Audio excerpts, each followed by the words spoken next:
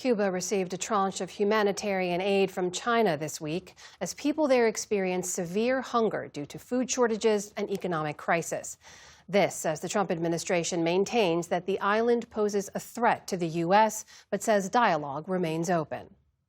So we'll be talking to them. We'll be working on it. You know, we want something good for the Cuban people.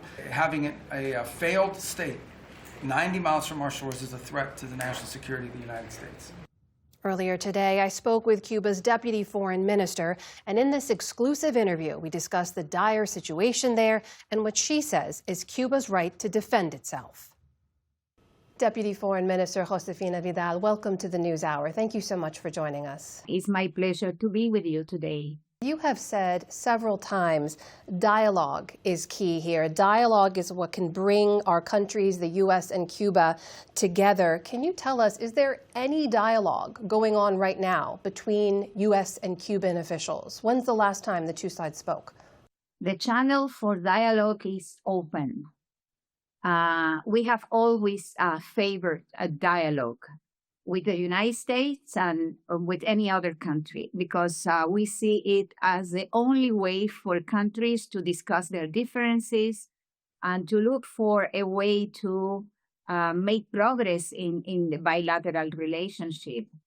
And we have reasons to have doubts about the seriousness of the United States side, considering that in the midst of our conversations, our contacts, the United States has continued to take measures that affect Cuba and the Cuban people in a big way. I want to ask you more about that impact in a moment, but when you say the channel is open, does that mean that you are currently involved in negotiations with the U.S. government, and are you yourself involved? We have always handled these conversations historically, normally, in a discreet way, because we feel that it is important to create conditions for both countries to discuss openly. But I can reiterate that the channel is open. In the meantime, we've seen the U.S. government continue to ratchet up economic pressure. We should note the Cubans are no strangers to power outages before the blockade, but now we're seeing reports of hours-long power outages most of the day, massive food shortages. Can you help us understand here, how dire is the situation on the ground in Cuba right now? Imagine a country not receiving in 5 months 1 drop of oil. We have had to postpone, for example, surgeries that has had an impact, the oil blockade on electricity generation, and as a consequences that has had an impact on health services, on education, on water supply. The whole Cuban population is under a lot of pressure, and there is no justification for this collective punishment. Well, let me just put to you the argument we've heard from the Trump administration, which, as I'm sure you've seen in reports, the U.S. has now said that Cuba poses a national security threat to the United States. They claim Cuba is acting as a sanctuary for U.S. adversaries just 90 miles away from the U.S. border. What do you say to all of those allegations?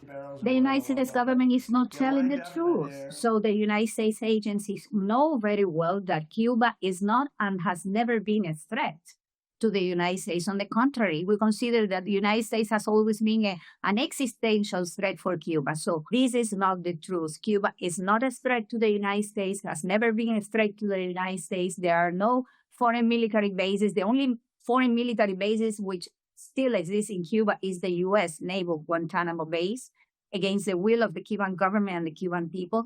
If I may just clarify, Madam Minister, the U.S. isn't alleging there are military bases. They're saying there are intelligence operations, essentially listening posts, personnel from China and Russia who are positioned there to use Cuba as a base to listen from. Are you saying that's not true? No operations by anybody who might be a threat to the United States from the territory of Cuba.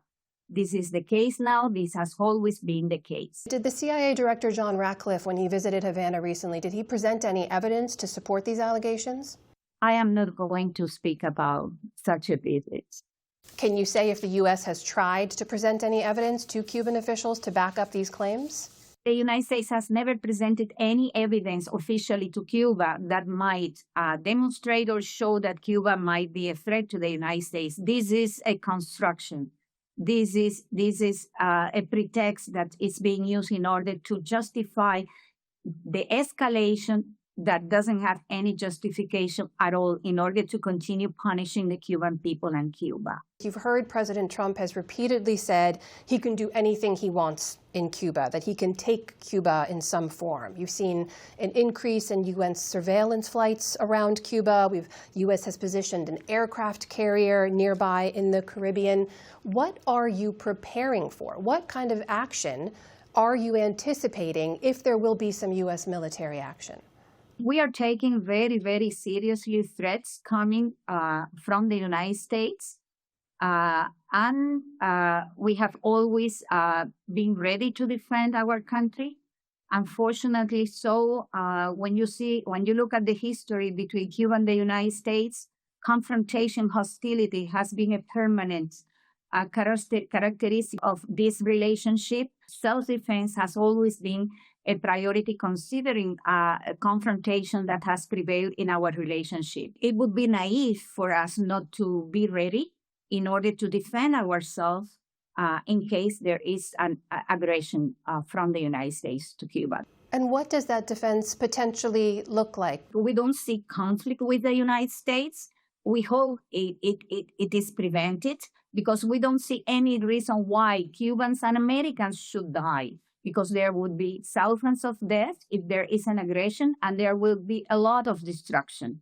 When you say Americans shouldn't die as well, what is it that Cuba is prepared to do? I mean, President Diaz-Canel has said that Cuba will respond if there's U.S. military action. He said, we'll defend ourselves. If we need to die, we'll die. Is Cuba prepared to strike U.S. targets if there's U.S. military action? Cuba will defend itself against the American people, who is about to celebrate in a little bit more than a month, 250th anniversary of its independence, will perfectly understand why Cubans are determined to defend our independence and not to have any foreign power to tell us what to do and how to do it. The same feeling you have for your independence that Cubans have for our independence, and we are determined to defend it. May I ask you about the role of the U.S. Secretary of State, Marco Rubio, who we know has been leading many of the U.S. efforts in the dialogue and elsewhere. As you know, he is the son of Cubans, parents who left Cuba before Fidel Castro took power. He's also long called for regime change. What role do you think Secretary Rubio is playing in the economic and pressure campaign from the U.S. right now? What I can say is that Secretary of State Marco Rubio does not know Cuba. He has never been to Cuba. He doesn't understand Cuba. It seems that he is not familiar with Cuba's history. So the message that he sends, which is a very clear message of the United States wanting to dictate on Cubans what kind of political system or model or order we should have. It reflects very clearly that he doesn't know us and he doesn't understand our history and how proud we are of our independence and our determination to defend it. President Trump has said he's dealing with people inside Cuba, and there's been conversations about the potential for regime change.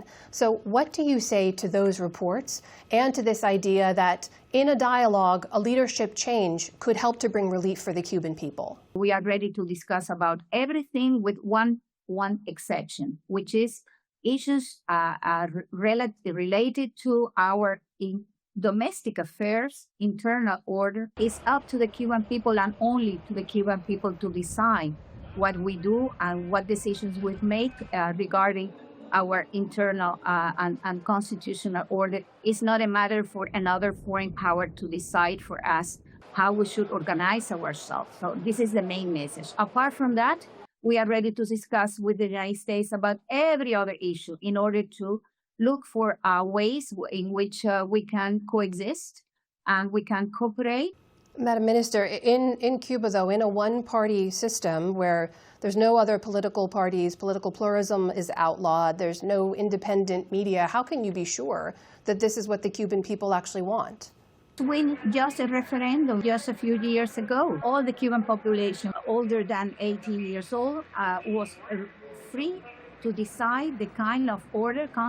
We had a referendum for the new constitution, and the majority of the Cuban people supported that. So this is a fact. Look ahead for me for the next 2 days or so, Madam Minister. Where do you expect things to be over the next 24 to 48 hours when it comes to U.S. relations? I think this is a question that has to be asked to the United States government. I don't want to speculate at all. As I said, Cuba is a peaceful country.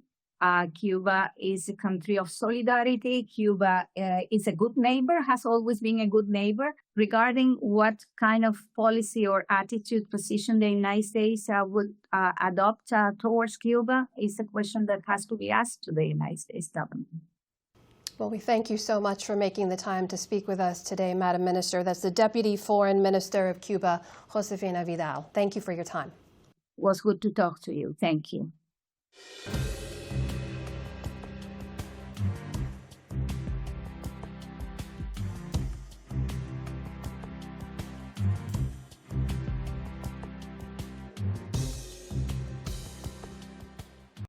Support journalism you trust. Support PBS News. Donate now, or even better, start a monthly contribution today.